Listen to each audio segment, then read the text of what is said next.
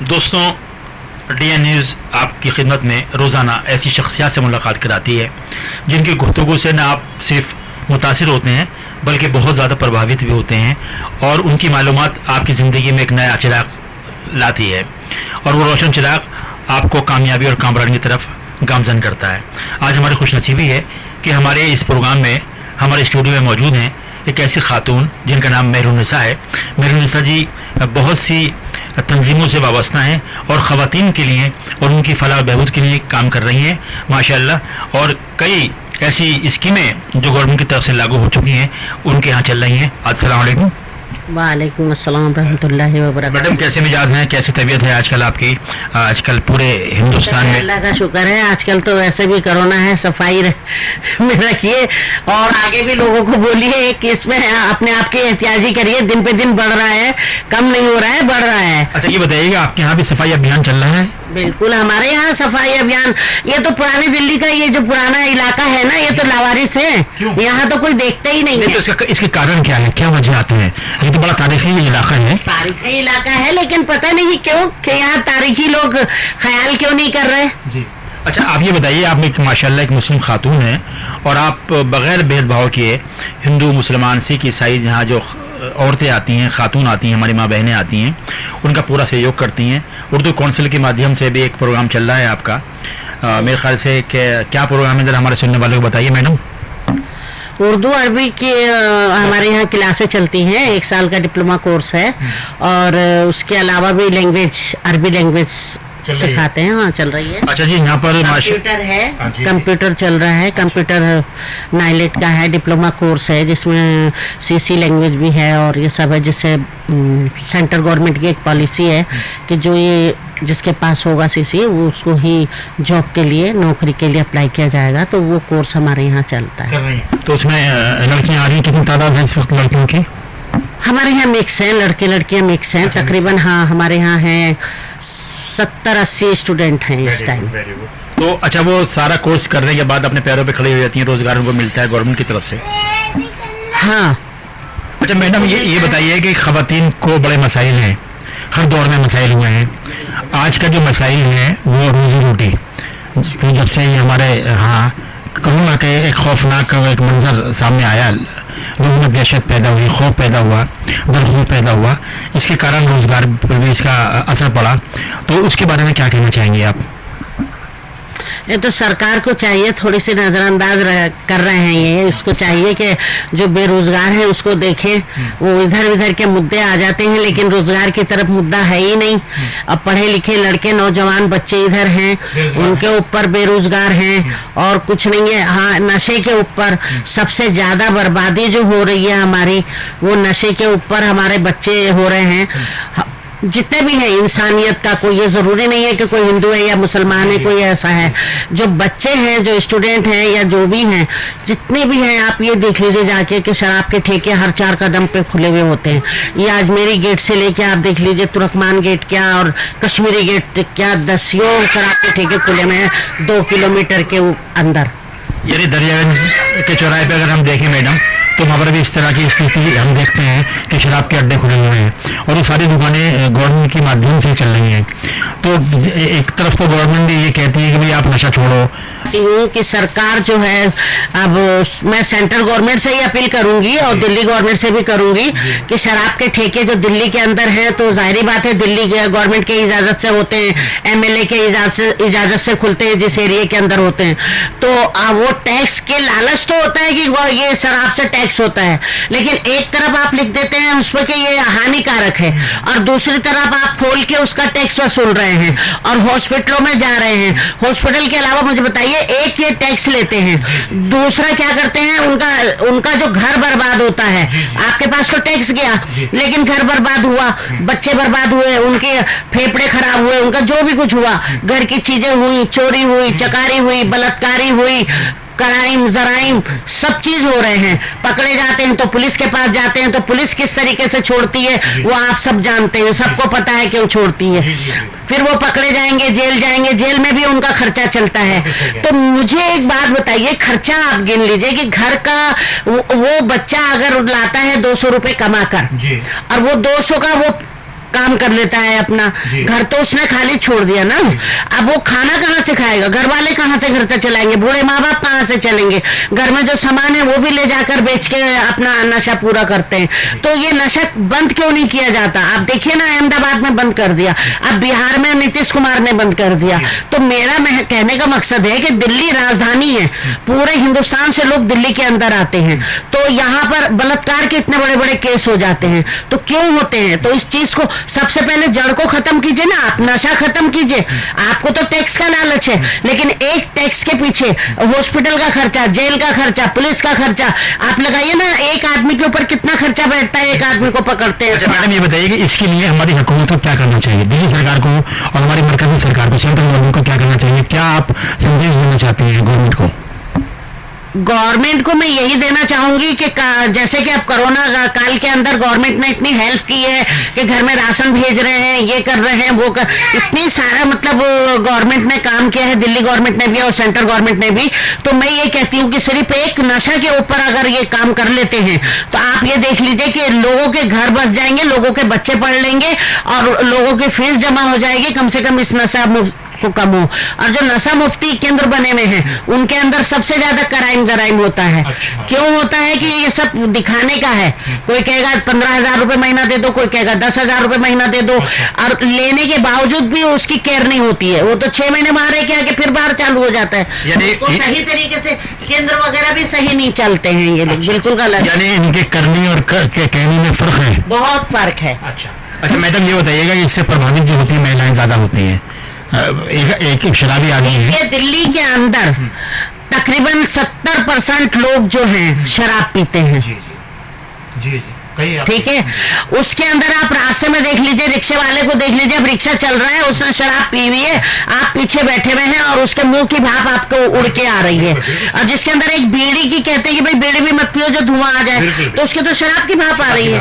ठीक है, एक्सीडेंट हो जाते हैं। तो ये एक ही चीज को सिर्फ एक टैक्स के लालच के लिए इस एक चीज को बंद क्यों नहीं की जाती? मैडम मैं समझता हूँ कि टैक्स तो और किसी चीज से भी आ सकता है, शराब के अलावा बिल्कुल आ सकता है। आता है गवर्नमेंट को। आप मैं कहती हूँ कि अगर आप पब्लिक के ऊपर 10 रुपए खर्च कर रहे हैं, ठीक है ना, आप पब्लिक के ऊपर 5 रुपए खर्च कर दीजिए।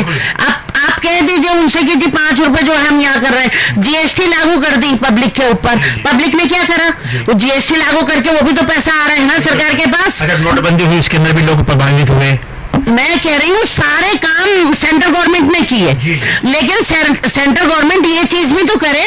जीएसटी मुझे बताइए, खाने पीने की चीज पे भी जीएसटी लगाइए, तो क्यों लगाइए खाने पीने की चीज पे जीएसटी? अच्छा मैडम ये बताइएगा कि ये हुकूमत इस बात को सोचती नहीं है, पब्लिक पर इतना बाढ़ पड़ रहा है, आवाम इतनी परेशान हो रही है, देश हमारा पूरी दुनिया के अंदर बदनाम हो रहा है, तो इसका असर हम सब पर पड़ रहा है। तो इसको आप क्या कहना चाहेंगे? आप एक सोशल वर्कर भी हैं और जाने मानी आप शख्सियत भी हैं दिल्ली की, तो सुझाव क्या देना चाहेंगे आप?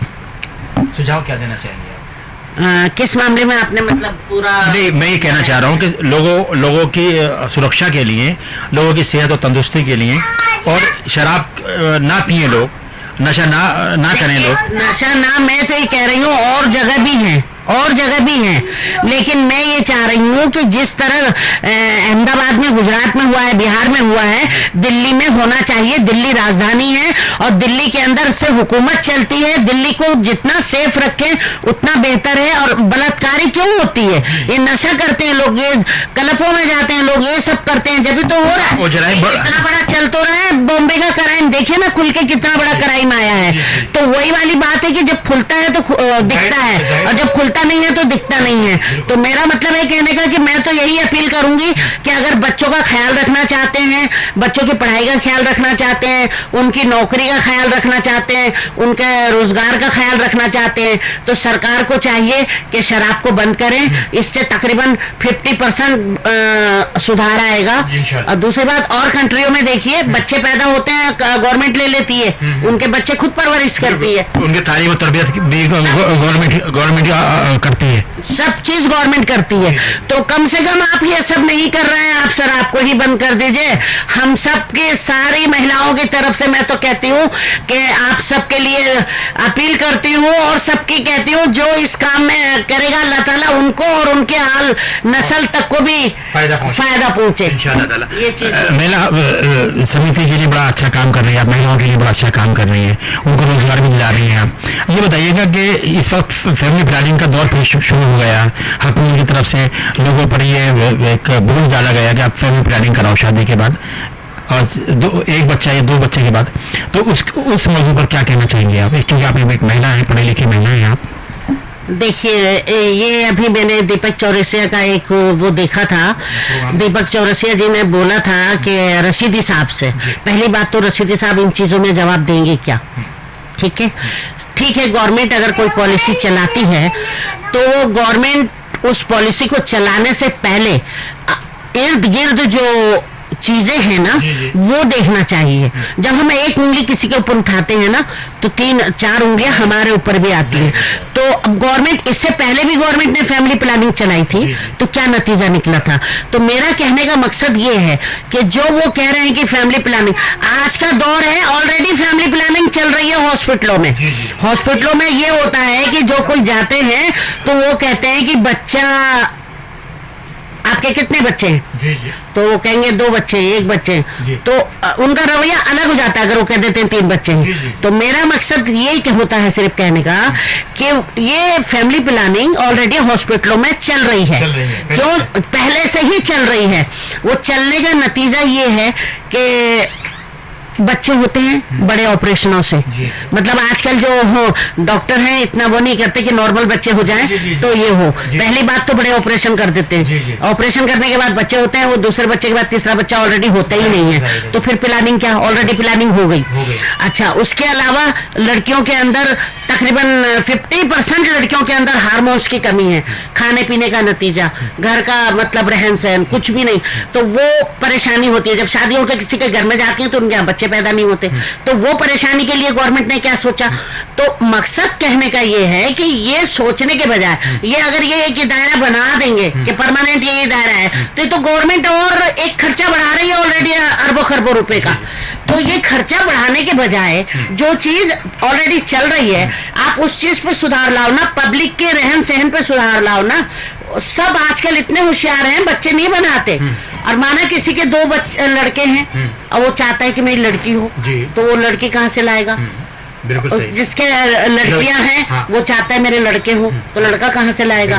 तो ये नहीं होना चाहिए। अब ऐसा नहीं है, मकसद ये है कि इस तरीके का रास्ता निकालिए जो सरकार के लिए भी बेहतर हो और आवाम के लिए भी बेहतर हो। और आवाम आज की जो है ना, चाहे किसी भी कौम की हो, चाहे मुसलमान हो या कोई भी हो, क्यों अक्सर मुसलमान को टारगेट किया जाता है कि जी वो कहते हैं कि जी अल्लाह का देन है, तो वो तो बात है कि अल्लाह का देन है, सिवा अल्लाह के, अल्लाह ताला कह रहे तो मैं बोल रही हूँ, वरना मैं बोल ही नहीं सकती, मेरा सांस रुक जाएगा। तो मेरा मतलब कहने का ये है कि अल्लाह का हुक्म है, बिल्कुल है, लेकिन उसके अंदर अल्लाह ताला ने ये भी कहा है कि आप सोच समझ के अपना आगे का फ्यूचर देखिए, आप गलत रास्ते से बचिए, गलत उससे बचिए, हम अपने बच्चों को बचाएंगे या हम करेंगे तो उस चीज से भी एक होता है, असर पड़ता है। तो आज के टाइम में ना सब समझदार हैं, सब होशियार हैं, ऐसी बात नहीं है, लेकिन बिना टारगेट के किसी के मजहब पे टारगेट बनाओ या कुछ बनाओ। तो दीपक चौरसिया जी का जो बोलना होता है ना, वो ऐसा होता है गोल कि वो कहीं जाके लगता है। आप ये कहना चाहती हैं, आप ये कहना चाह रही हैं, आपके लबो लबाब से ये मालूम होता है कि वो सिर्फ मुसलमानों को टारगेट बनाते हैं, हाँ, है ना? बस एक आप देखिए ना, उनके जब चलता है टीवी के ऊपर तो क्या होता है, वो अक्सर वो बुरखे वाली औरतें आ रही हैं या टोपी वाले आदमी जा रहे हैं या वो गले मिल रहे हैं, तो आप क्या दिखाना चाह रहे हैं? गवर्नमेंट जो प्लान कर रही है तो वो और फ्यूचर को देख के कर रही होगी, वो सही कर रही है, वो तो सबके लिए है, ठीक है ना? हमारे दिल में आए हम करें, हमारे दिल में आए हम नहीं करें, वो तो सबके लिए है। तो मकसद कहने का सिर्फ ये है कि इस तरीके का नहीं आता है ना, नशे से इससे उनको कुछ नहीं नजर आता। अब बच्चियां हैं, ये है, अब मुझे बताइए ना, इतना निर्भया से लेके और आज तक क्या सुरक्षा का हुआ है? अच्छा मैडम ये बताइए कि हमारे मुल्क में, चूंकि हम भी हिंदुस्तानी हैं, हमारे मुल्क में हमारा जो कानून है वो इतना नरम क्यों है? जराइम पेशा जो लोगों के साथ सख्ती से पेश क्यों नहीं आता? ये आप क्या कहना चाहेंगे इस मौजू पर? देखिए, इस मौजू पर मैं क्या कहूँ, अंदर की बात है, इन लोगों की क्या है क्या नहीं है, अब ये तो कोर्ट जानता है, वकील जानता है, ये सब चीजें तो यहाँ पर हैं। नहीं, हम कोर्ट की वकील की बात नहीं कर रहे हैं, मैं सिर्फ कानून की बात कर रहा हूँ कि कानून में ऐसा नहीं बनना चाहिए कि कोई अगर जुर्म कर रहा है तो उसको सजा मिले, तो दूसरा आदमी अगर वो जुर्म करने की तरफ जा रहा है तो वो खौफ की वजह से वो जुर्म ना कर सके। वो तो कानून बना है, सही तरीके से लागू होना चाहिए। हाँ। कानून तो बना है कि जो गलत कर रहा है उसको फांसी लगनी चाहिए, जो एक तो वो तो जाहिर बात है बना है, और जाहिर बात है कि जो गलत है उनको फांसी भी लगी है हिंदुस्तान में, तो ये तो अच्छी बात है, कानून सख्त होना चाहिए। लेकिन ये है कि आगे के लिए, सबके मुस्तकबिल के लिए, पहला रोजगार, दूसरा क्या कहते हैं, नशा बंद होना चाहिए, और बच्चों के एजुकेशन पे चाहिए, महिला के सुरक्षा पे चाहिए, ठीक है ना, ये सारी चीजें। घरेलू हिंसा में क्यों हिंसा होता है, घरेलू घर में नशे का एक स्तर होता है तो घरेलू हिंसा होती है, और ये सब क्राइम जराइम जो पैदा होते हैं तो ये इसी चीज से पैदा होते हैं। तो एक जड़ को खत्म कर दीजिए ना। हाँ। सरकार से अपील है कि इस चीज को खत्म करें, फिर आगे देखिए कि कितना सुधार आता है। मैडम मेहरुन्निसा साहिबा, आपसे माशाल्लाह गुफ्तगू की, और हमें पूरी उम्मीद है कि हमारे चैनल के माध्यम से आपकी तमाम बातें वहाँ तक पहुँचेंगी इंशाल्लाह, और समाज में एक सुधार आएगा, नशा मुक्त हमारा हिंदुस्तान बनेगा, लोगों को इससे फायदा पहुंचेगा। और कुछ कहना चाहेंगे आप?